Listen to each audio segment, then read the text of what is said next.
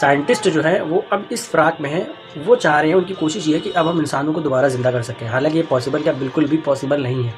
سائنسدان جو ہیں وہ اپنی کوشش تو کر رہے ہیں، اور کچھ لوگوں نے اپنی باڈیاں بھی دے رکھی ہیں پہلے سے ہی فریز کر کے، تاکہ یہ آنے والے ٹائم میں جب یہ اور ترقی کر پائیں تو شاید زندہ کر پائیں، لیکن ایسا بالکل بھی نہیں ہو سکتا، کیونکہ زندگی اور موت دینے والی ذات صرف اللہ رب العالمین کی ہے۔ ہاں، اب یہ ایک مطلب اس پر کچھ لوگوں کا یہ کہنا ہے، جنہوں نے تھوڑا بہت اسلام کو پڑھا ہے، حدیثوں کو پڑھا ہے، وہ یہ شاید یہ یہاں پہ وہ یہ قیاس کرتے ہیں کہ وہ دجال بھی تو آئے گا، ہو سکتا ہے وہ بھی سائنٹیفکلی طریقے سے جو ہے زندہ کرے، لیکن نہیں۔ دجال کے بارے میں جو نشانی ہے، ٹھیک ہے، وہ یہ بتائی نبی کریم صلی اللہ علیہ وسلم نے کہ دجال کانا ہوگا، اور وہ بہت ساری چیزیں ایسی کر کے دکھائے گا، ٹھیک ہے، بہت ساری چیزیں، مطلب جو ایک سے زیادہ جنہوں نے معبود بنا رکھے نا، ان کا جو ایمان ڈول مٹول ہو جائے گا، اور وہی اس پر ایمان لائیں گے۔ اور نبی کریم صلی اللہ علیہ وسلم نے جو ہمیں یہ چیز بتا دی ہے کہ تمہارا دجال جو ہے وہ کانا ہوگا، بائیں آنکھ سے کانا ہوگا، اور تمہارا رب کانا نہیں۔ اور ایک حدیث میں نبی کریم صلی اللہ علیہ وسلم نے ارشاد فرمایا، اللہ خوبصورت ہے اور اللہ خوبصورتی کو پسند فرماتا ہے، ٹھیک ہے۔ اور پہلی چیز تو یہ، اس دنیا میں دیکھنا اس کو پاسبل ہی نہیں ہے، خالق کائنات کو،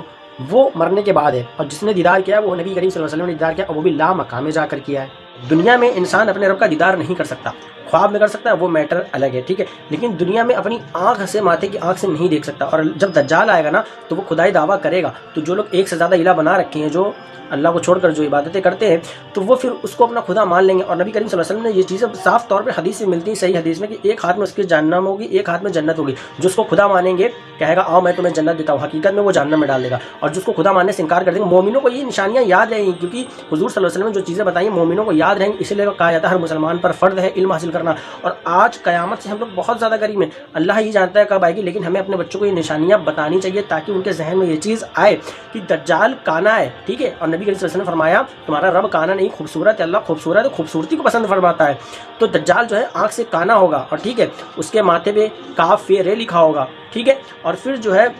وہ سائنٹیفکلی طریقے سے زندہ نہیں کر، سائنٹیفک طریقے سے کسی کے لیے ریسرچ کرنے کے لیے گھنٹے چاہیے، اس میں کیا کہتے ہیں آپریشن تھیٹر میں لے جانا پڑتا ہے، ٹریٹمنٹ کرنا پڑتا ہے۔ پہلی بات تو سائنسدان اس میں جو ہے کبھی بھی یہ نہیں کر سکتے، وہ کہ وہ روح جو ہے وہ اللہ کا ایک حکم ہے، مائنڈ سے آپ کا، ان کا سائنس کا ماننا یہ ہے کہ مطلب سائنٹسٹ کا، کہ برین مرتا ہے تو اس کو زندہ کر لیں گے، برین مرتا ہے ٹھیک ہے، لیکن ہارٹ جو ہوتا ہے جو دل کی دھڑکن ہوتی ہے، وہ اللہ کے حکم سے ہے، روح ہے۔ اچھا، جو ایتھسٹ ہیں وہ یہ کہتے ہیں برین کا ہی سارا کام ہے، برین مر جاتا ہے انسان مر جاتا ہے، حالانکہ یہ غلط ہے، برین کے مرنے سے انسان نہیں مرتا، دل کے دھڑکنے سے جو روح ہے اللہ کا ایک حکم ہے، جب اس کے اندر سے روح نکل جاتی ہے تو انسان مر جاتا ہے۔ اور سائنٹسٹ روح کہاں سے لائیں گے؟ آپ پارٹس تو پرزے تو آپ اکٹھا کر سکتے ہیں، لیکن کسی کو زندہ نہیں کر سکتے، یہ اللہ کے حکم سے۔ اور جو دجال ہوگا اس کے بارے میں نشانیاں جب بتائی جا رہی ہیں، آسمان سے پانی برسائے گا، جندوں کو مردہ کر کے دکھائے گا، روایت میں ملتا ہے، تو اس سے یہ لازم نہیں آتا کہ آپ اس پر آپ کو خدا مان لیں، جب خدا کا کیا کہتے ہیں لانا پاسبل ہی، اس کو دیکھنا پاسبل نہیں ہے، اور پھر اللہ کے ذات تو بڑی خوبصورت ہے، جنت میں آپ دیدار کریں گے، ٹھیک ہے، اور جنت اور جہنم۔ اور ایک چیز، ایک پوائنٹ میں آپ کو بتا رہا ہوں، اگر اللہ کبھی یہ چاہے نا کہ پوری دنیا ایمان لے آئے، اگر وہ ظاہری طور پہ اپنا جو ہے اظہار کر دے کہ دیکھو میں تمہارا رب ہوں، کون ہے یار بتاؤ انکار کر بیٹھے؟